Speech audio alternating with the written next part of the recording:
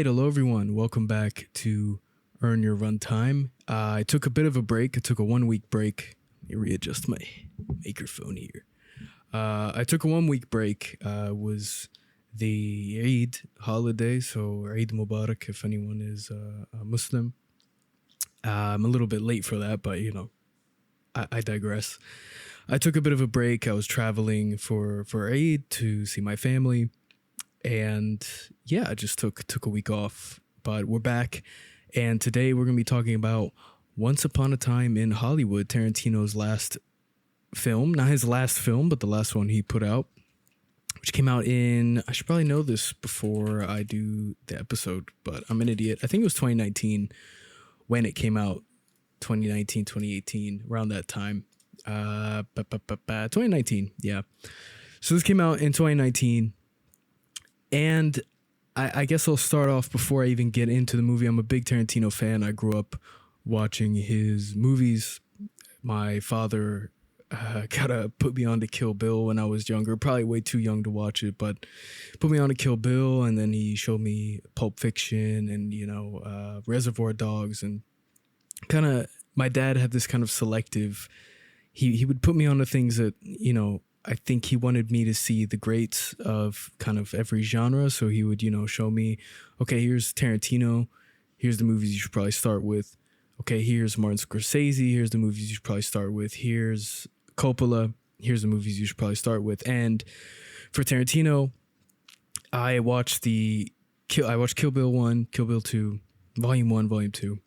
And I kind of fell in love with the style. I think when I was younger, my father told me a lot was, focus on the style, focus on what he's doing with the camera, focus on the story, not just, oh, it's a cool movie. Try to look at things a little bit deeper.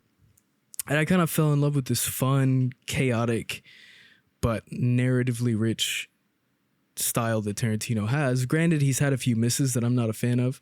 I'm not, a super fan. Like I'm just all day reading Tarantino's books and things like that. But I think he is one of the great directors that's in the conversation when we talk about directors, at least writer directors of our time. Regardless of his current stance on things, I try to separate that. But sorry if I sound a little weird as well. I'm noticing I've been sick for about a week, so my voice is just kind of weird. So I also apologize if I cough a few times, just like I'm about to now. Excuse me. So, where was I? Right. Started watching Tarantino when I was younger.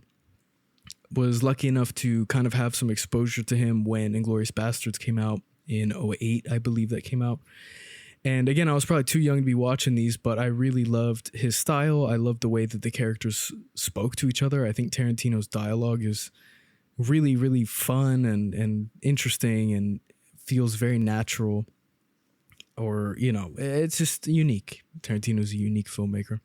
And for this movie, this came out 2019. I saw it in theaters. I was kind of enamored. I remember the theater I watched it in. I remember who I was with. I remember what I thought. This movie, I guess for me, if I'm going to think about first impressions, this movie I've seen multiple times over the course of, since it came out, I probably watch it once or twice a year. It's become kind of like a staple movie where as soon as I feel like I'm kind of forgetting parts of it or I'm like, oh, I kind of don't know what to watch, I'll just throw it on and watch it. And it kind of never seems to disappoint me, which is pretty rare. A lot of the times I'll watch things, especially with multiple watches, and I'll kind of nitpick things and I find things that I don't like. But with this movie, I kind of, every time I watch it, I find something I like about it. And I think that's very unique, at least for me. So my first impression watching this movie is it did feel like a bit of a drag the first time I watched it. It felt pretty slow, and it's something that doesn't bother me with the multiple watches. Like rewatchability for me has been very high, and every time I've rewatched it, I don't really find myself complaining about the speed of it. But the first time I did watch it, I remember thinking like, oh, this is fucking long, like 2 hours, 40 minutes. And there's a lot of dialogue. There's not a whole lot of action. It's a lot of just kind of following the characters. And on one hand, I guess it's a bit of a departure for Tarantino, but it's also, I think, really interesting and really fun. It felt very slow the first time I watched it. I didn't really know where it was going. You know, the movie kind of takes a lot of these turns following the different characters. And I do remember finding myself being kind of like, all right, what's the end game here? But I don't think it bothered me. Again, after multiple watches, it didn't bother me as much. But that is something that I remember kind of complaining about a little bit. In terms of my expectations when I first watched it, I definitely had very high expectations. I thought, okay, this is kind of an ode to, I guess, 1960s Hollywood. And that's very difficult to pull off. I think there have been some directors that have tried. Like the only big one that really comes to mind is Babylon, which did kind of end up fizzling and not really being that great. Not that I didn't think it was a terrible movie. I kind of love these like odes to old Hollywood. Granted, it was from a different time period.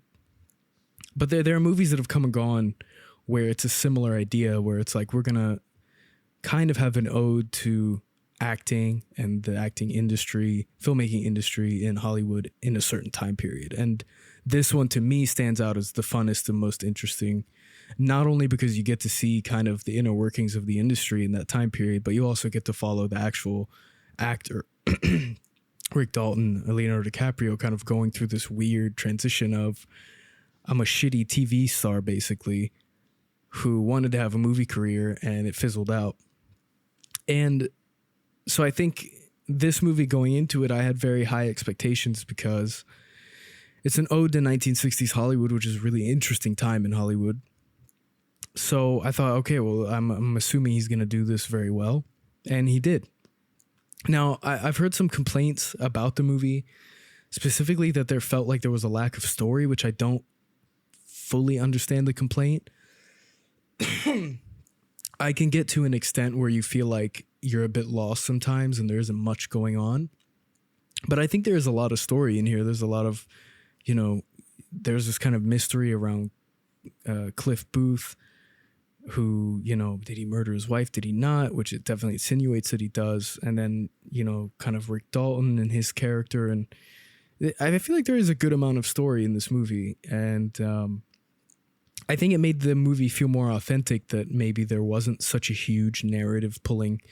You know, if you compare it to Kill Bill or Reservoir Dogs, there's these very explicit narratives and kind of conclusions, especially with Kill Bill. It's in the title, you know, like the whole point of the movie is she's trying to kill Bill.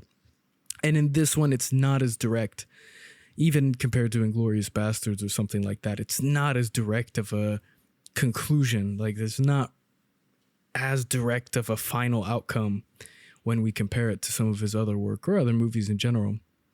But I find that really interesting and fun because you don't really know what you're going to get. Now, that could cut both ways, where you get bored and you don't like it and you're like, well, what the fuck am I doing here? But I think for me, it ends up being a plus for me. What should I talk about? I guess I'll talk about the things I like first. I really like the set design in this movie. I think recreating 1960s Hollywood in a, you know, without too much CG. I know they market it as like there was no CG used, and I watched some of the behind the scenes and it does seem like they didn't use CG. I'm sure they use it at certain points, but it doesn't seem like they did, and I think it looks incredible.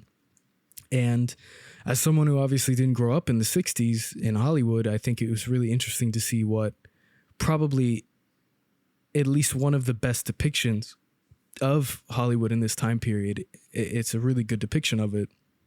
It's really fun to see. It's done really well. And, you know, there's kind of moments in the movie where there's a lot of driving in this movie. And I think it just fits really well with the atmosphere, and it felt very immersive. And I think it's just done really well. Everything's done really well. There's a lot of detail. The street signs, the, you know, signs, the advertisements, the marketing of the movies, the, you know, the way that everything is really fun and really interesting. And I hope, again, I don't know because I wasn't alive at that time, but it does feel like a different place. It does feel like 1960s vintage kind of Hollywood. I really like the performances in this movie. I think you're getting a really interesting character for DiCaprio, where I feel like DiCaprio's usually the kind of smart, cunning, like what comes to mind is Catch Me If You Can or The Departed, where he kind of plays, I feel like he usually plays these like smart, cunning guys who are like, I'm fucking smart and cool. And, like this is a huge departure for him, where he's kind of playing this actor who's towards the end of his career, or at least he feels like it, who's kind of struggling with, keeping his lines and alcoholism and maybe, not being a star like he wanted to be. There's a lot of times in the movie where he says, I think towards the end, he says, we'll see if I'll, keep acting or if I'll have to go back to Missouri. So here's this character who's kind of gripping with essentially his career failing, which is pointed out by a great Al Pacino's in this movie. And he's a great performance as kind of this agent who reaches out and basically tells Cliff, this is very early in the movie, or sorry, Rick, very early in the movie, that like, hey, you're going down a path here where your career is going to go to shit. You're playing these bad guys who get killed off on all these TV shows. You're never going to play a lead. And it's a really harsh moment. And you have DiCaprio essentially, breaking down, crying in the parking lot. Cliff's like, hey, get your shit together. So you have DiCaprio kind of playing this weird, different character. And I think it's a really good performance. I think it's one of his standout performances that I've seen. I think DiCaprio is a great actor, but in this movie specifically, I think he really embodies this role very well. And you really feel like shit, like you kind of feel bad for the guy just because he's going through it. He's not confident. He stutters a lot towards the beginning of the movie. Towards the end of the movie, he stops stuttering as much. Like there's these interesting details that goes on in his performance that are really fun to analyze. So for DiCaprio, I think it's a great performance. For Brad Pitt as Cliff, I think this Cliff character is really fun. I know we're getting another movie kind of expanding his story, which I'm not, it's written by Tarantino, so I hope that it's interesting at least.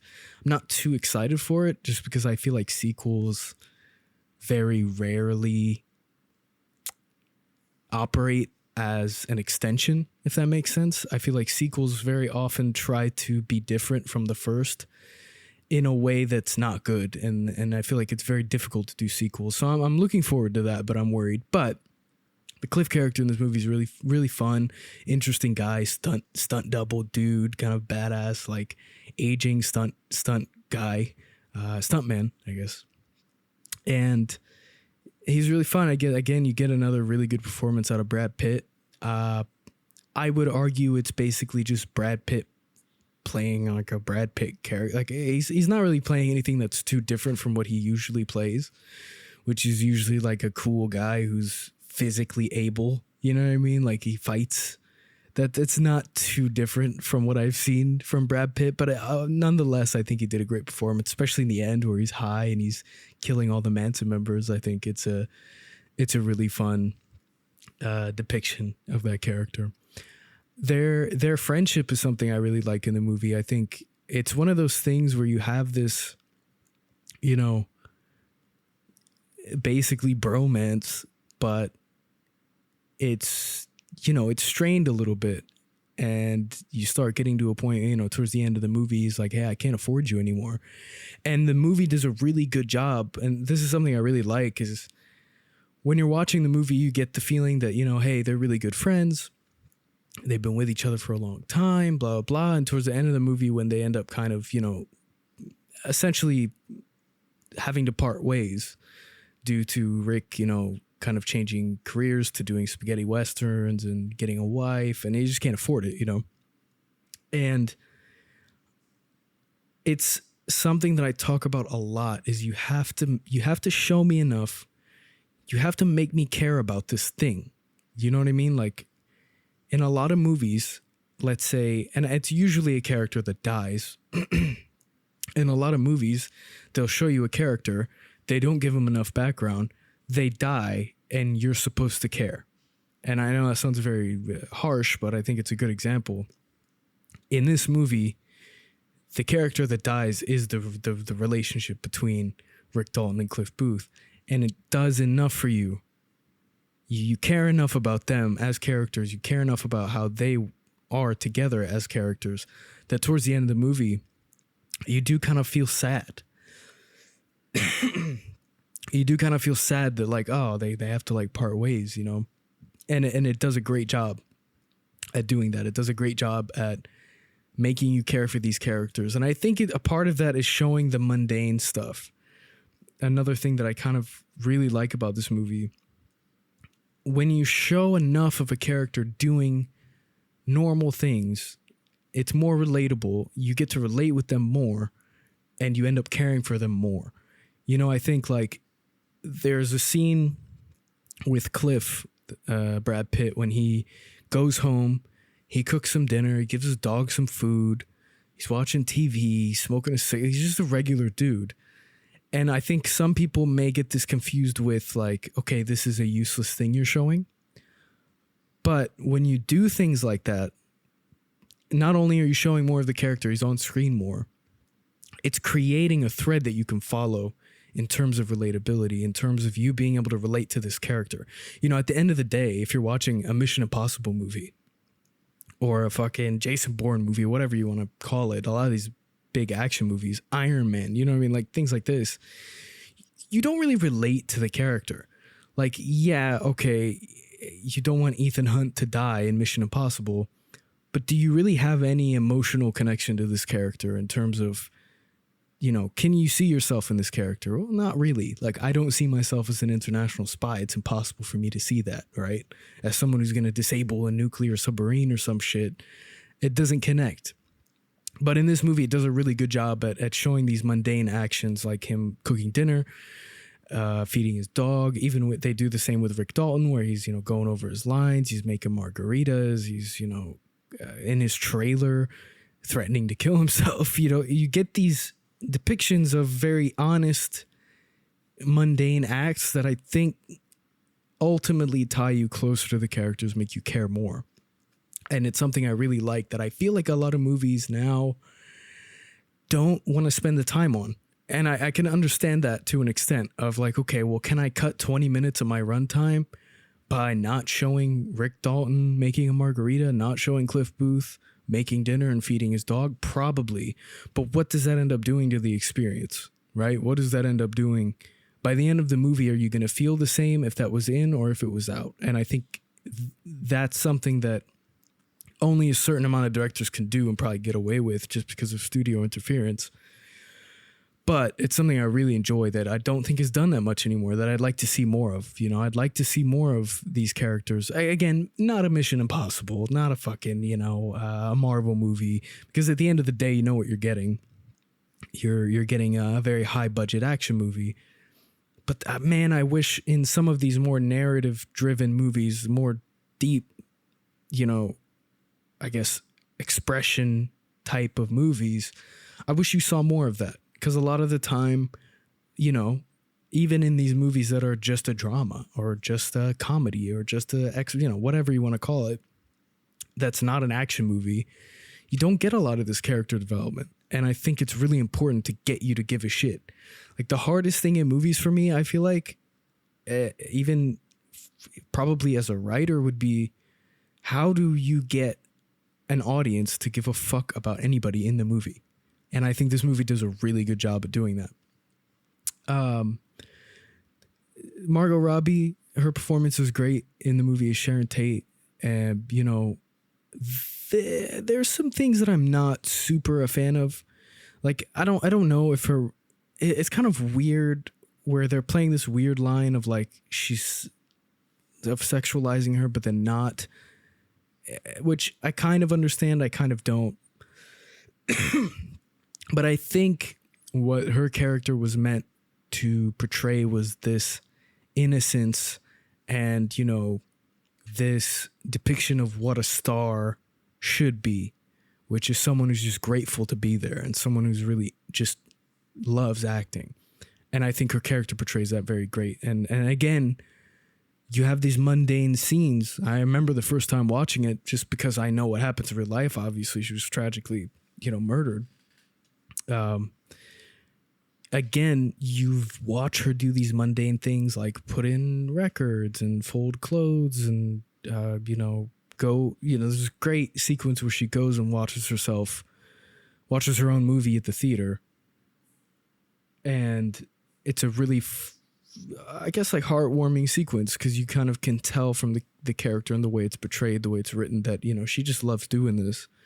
And it's not about all the other shit that comes along with it. She just loves acting. Or even her going, I think she goes to a bookstore. So I think her purpose is you're showing these different sides of Hollywood. You're showing the, failing actor and then the actress who's glowing and is doing really well and is just very innocent and really loves what she's doing. I think her performance is great. Again, you don't see her too much in the movie.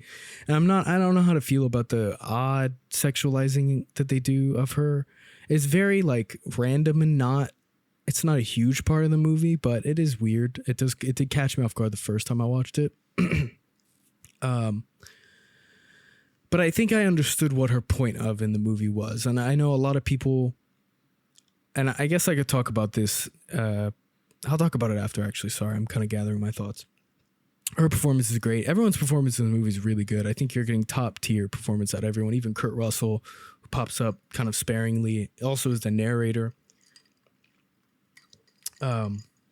Does a great job. It's just it's a good movie and there's a lot of good performances. Cinematography for this movie is something that I really liked. There's some really fun kind of dolly shots. You're getting a lot of, I feel like it's very strategically used where they want to show, there's a lot of personal shots, but then there's a lot of very far off kind of almost video game-esque shots where you're looking top down at things, which I think are really fun. I love the driving scenes in this movie. I love that there were... I always love when they try to ground the camera with the car.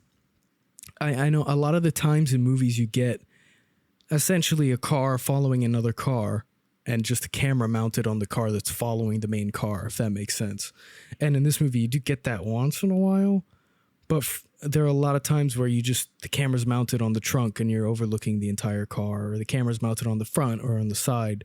And it's really, I love those shots for some reason. It's something that I really like. It just makes you feel a little more grounded in the process of driving, which I think could be otherwise kind of boring. Like, I think a lot of car chases in movies can be iffy because they can be really boring because it's just a car following another car going fast, and that can get old very quickly. So I think grounding your driving shots kind of makes it feel a little more interesting than if you're just following a fucking car on the road. But I really love the way they handled the driving in this movie. Excuse me. The Spawn Ranch section I thought was really fun. There's this really cool moment where, there's a lot of tension. Like that's probably the biggest moment of tension until the ending, where Cliff goes to the Spawn Ranch where the Manson family is and kind of wants to check on the guy who owns the ranch because he's like, he's an old dude. They're probably taking advantage of him. And you get this really tense kind of, he goes in the house, the girl's watching TV. The soundtrack from the TV show that she's watching is fitting with Cliff kind of inspecting and walking through the house. It's a really fun scene that builds suspense in a way that I think is interesting and fun. It's just a fun movie, man. There's so many cool things about it. I really don't have many complaints about this movie. I think, again, the only thing, honestly, that I have gripes with, some of the scenes where they show the old episodes of Bounty Law, it starts off with an interview of them from Bounty Law, which I think is fine, but then we get kind of like these weird sequences of them showing older episodes and stuff like that, where I'm not sure it fits great. I kind of get the purpose maybe as maybe an ode to these types of films, and maybe, again, I don't know Tarantino, so like I don't know what the point of it was, but those do kind of tend to feel a bit like, it's the only time in the movie where I feel like, maybe I'll just like skip this part because it does feel a bit unnecessary. But that's really my only complaint. That and the feet, dude. There's so many foot shots in this movie. Like, it's so many. It's so blatant. There's dirty feet all over this movie, and I don't know why. I mean, I know why, obviously, but like, you know, Tarantino's really showing off his foot fetish in this one, and it does get a bit kind of like, all right, why? There's this whole shot where Margaret Qualley's character gets into the car with Cliff, and there's a weird exchange there, but whatever, she's in a cult, right?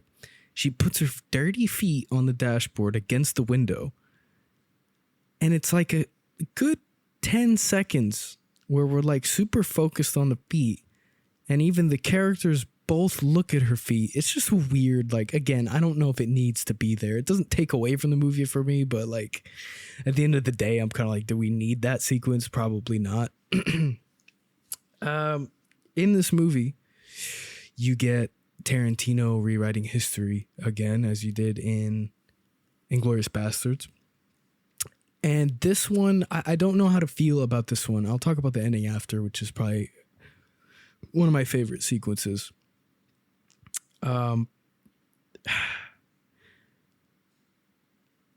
He rewrites history. Obviously, in real life, unfortunately, Sharon Tate was tragically murdered with her friends by the Manson family cult, and you know, it was pretty brutal. Obviously, in this movie, that doesn't happen. The Manson family goes to Rick Dalton's house instead of Sharon Tate's house. I don't know how to feel about this one. On one hand, when I watched the movie the first time, I was expecting the Sharon Tate stuff to happen, and it didn't, which was a good surprise. Like, I was kind of dreading it throughout because they're really focused on the family. Like, it's very, it feels like this overwhelming thing that you know is going to happen throughout the movie, but you just don't know when or how. And I mean, how, you know, but like, you know, when is this going to happen? When is this tragic situation going to happen? You even have Charlie Manson popping up in the movie, kind of asking Sharon Tate, like, oh, does Terry live here anymore? Whatever. So you know that, you know, these characters are going to meet at some point. It feels like this kind of stressful cloud over the movie. And I think it's there on purpose, but you do feel this suspense of like, oh God, I don't know like what's going to happen. I don't know when it's going to happen, but it's going to happen at some point. And then obviously it doesn't. And it's not, you know, it's not reality. On one hand, I know some people were upset about this, and they said that it was, you know, after looking at some reviews yesterday, some people were upset about this, saying it was disrespectful to Tate, and, you know, that it's not right to kind of show what could have happened because it's not what happened. On one hand, I understand this. I think I get kind of like, oh, this is what should have happened is morally a little questionable. But I remember in the theater kind of being happy that it was a happy ending. And I'm usually someone who doesn't like happy endings. You can ask probably anybody who's watched the movie with me. I kind of get pissed off when they do the typical, like, all the problems are resolved and everyone's super happy and it's happily ever after. I'm not a huge fan of those endings, just because I feel like it's easy to do.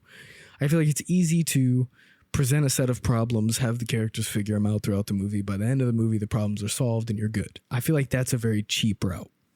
Granted, there are some movies that I like that do that, like this one. But I remember feeling at the end of the movie very kind of weird. There's this eerie kind of soundtrack that starts after the whole ordeal goes down, and Rick gets kind of invited to go meet Sharon Tate and have drinks at her house. There's this eerie music that plays that makes you feel kind of oddly uncomfortable.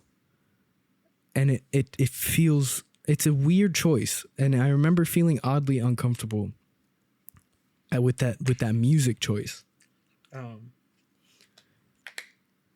But I also remember feeling kind of like happy that in this weird way, in this movie, you get, you know, she survives, you know. It's this weird thing. It's really weird to think about because it was a real person. I think it's weird when you start talking about someone who's a real person. It's not just an actress, like, you know, it's not just a made up character where it's Sharon Tate was a real person. And so on one hand, I can understand the negativity about it being like it's disrespectful because of what happened to her, but also like there was something weird that happened where I felt a happiness because in some weird way she survived in some way. Does that make sense? I know that's really weird to say, but I do remember feeling kind of like happy.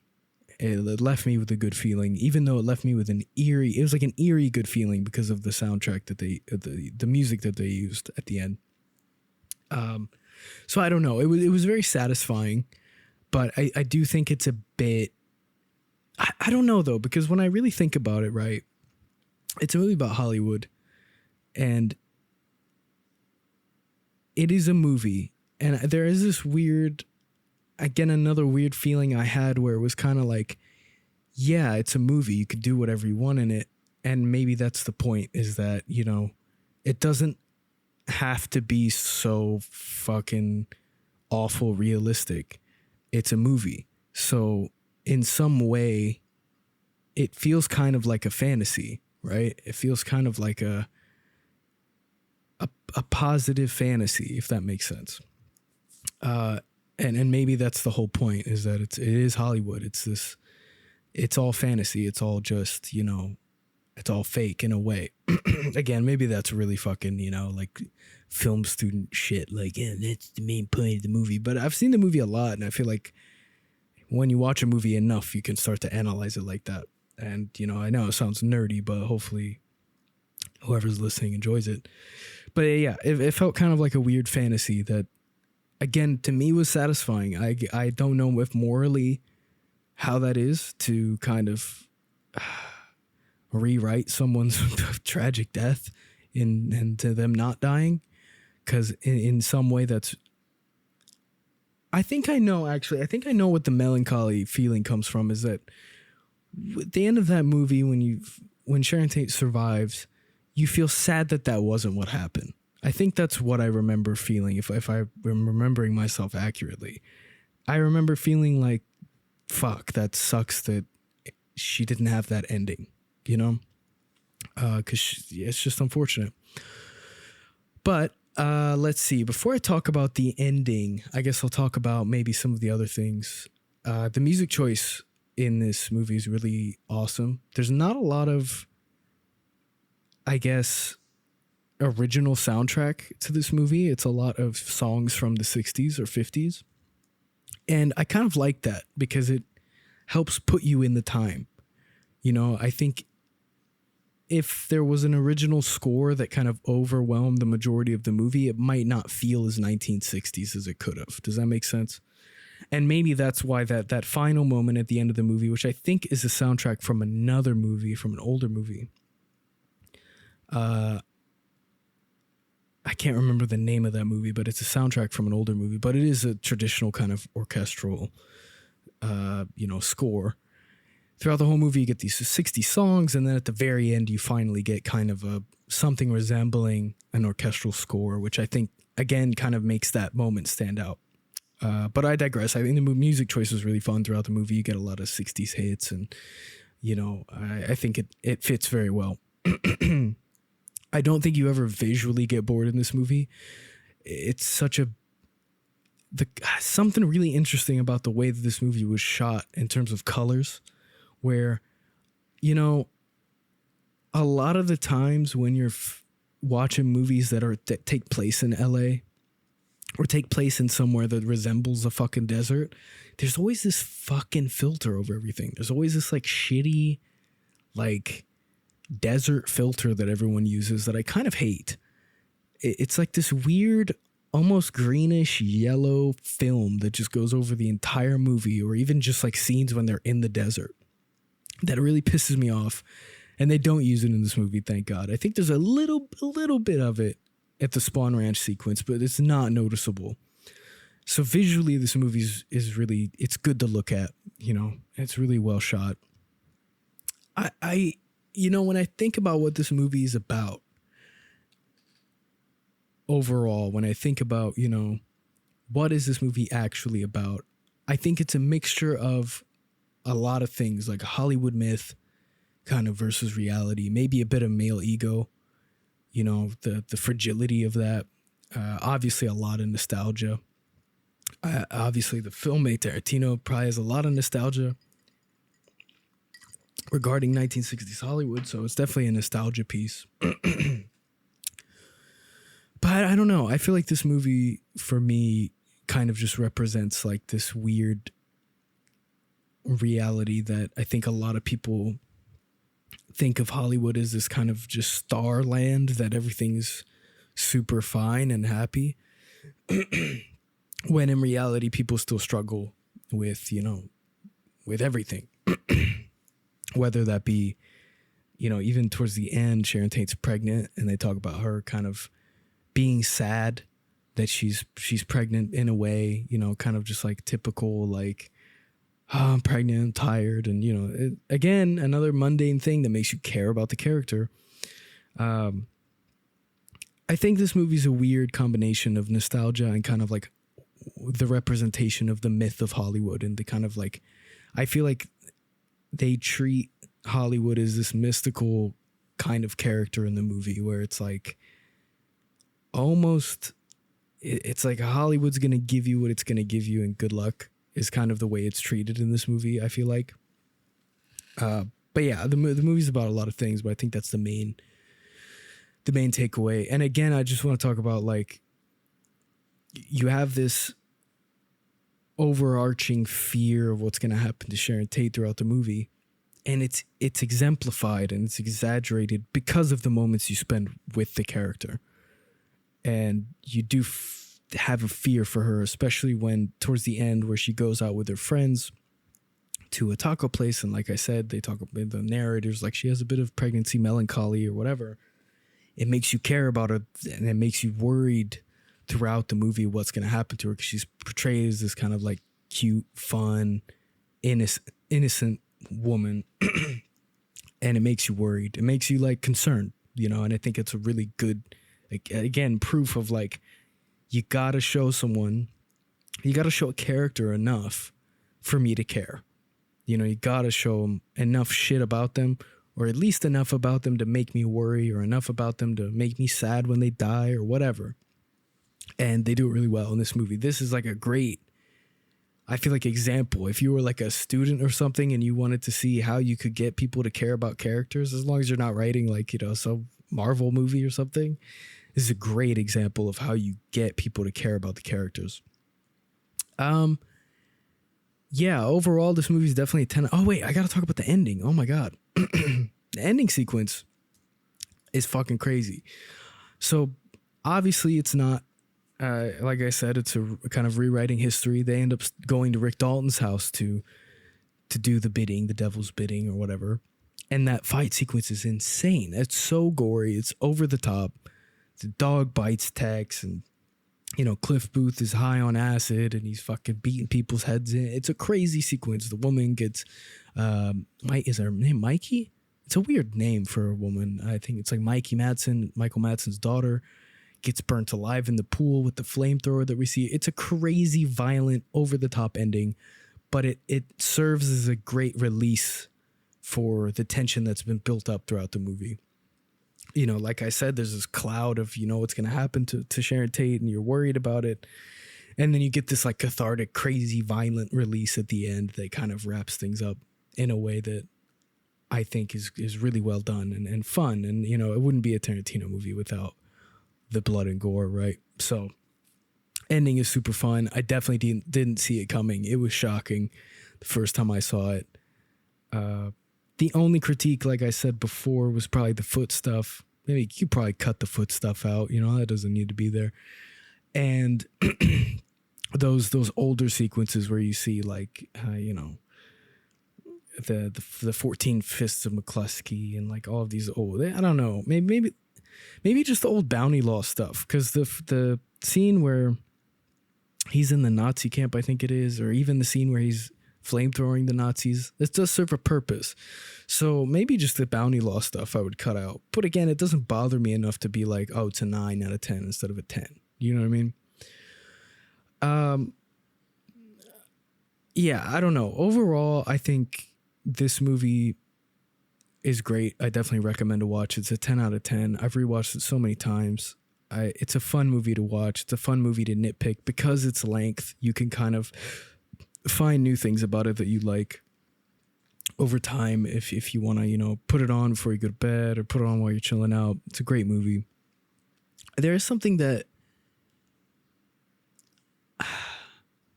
there's something that I thought about that was like, okay, if this movie wasn't made by Tarantino, like let's say it's the exact same movie, but the name Tarantino wasn't attached, would anyone care? And something really interesting that I thought about is like, I feel like that's changing now, maybe a little bit, where the name attached to a project weighs so heavily on who watches it. Like, we'll see how this new Adventures of Cliff Booth movie does, which is directed by David Fincher. It's not like it's a bad director, but it'd be interesting to see the success of that in comparison to this movie, because this movie was pretty successful. It wasn't, it didn't make $1 billion, but I think it, and the last I checked, I think it had almost 400 million. So it's a big movie. It's a big movie for what it is. Like, for a $90 million budget to make 400 million, a 3-hour movie about 1960s Hollywood, it's definitely like unique, right? So yeah, I don't know if this movie was made by anybody else. I don't know if they would care, right? I don't know if this movie would be as successful as it is. I would hope it would be, but I really don't know. But yeah, I think that's going to do it for today. I'm pretty sick. My voice is kind of starting to let out. I think I yapped enough. I think I glazed this movie enough for today. But yeah, I do want to say before I end, obviously I am in a situation geopolitically. My country's been attacked by, another country. I'm not going to get too crazy into it because this isn't a politics thing. But I just want to say that, like, doing this podcast during this conflict has really helped me mentally. And I hope you guys enjoy it because, man, having something to look forward to throughout these weeks, because it's been like 3 to 4 weeks now where we've been, where I've been basically like living in my living room, worried about missile interceptions, It's been really fun to be able to have something to like look forward to at the end of the week to do that just takes my mind off of it. And I think it really proved to me, at least, like, video games and movies for me my whole life have been a great kind of escape from reality. And this to me proves that, like, God, movies and entertainment in general is such a useful thing in life when you're really going through something, shitty. Granted, I'm very lucky. I'm in a very lucky position where I'm pretty safe, but it is still stressful, and it's helped a lot throughout these weeks of just kind of like having something to look forward to, having something that doesn't have to do with the conflict or school or work or whatever. Just having something on the side that like really is fun, that I find interesting, has been really helpful. So I hope, if anybody's going through something that they can watch this or listen to this and this is helping them. But yeah, thanks for all the support. It's been really awesome. And I'll see you guys next week, I guess. We'll see what I talk about. So yeah, stay safe, everyone. Bye-bye.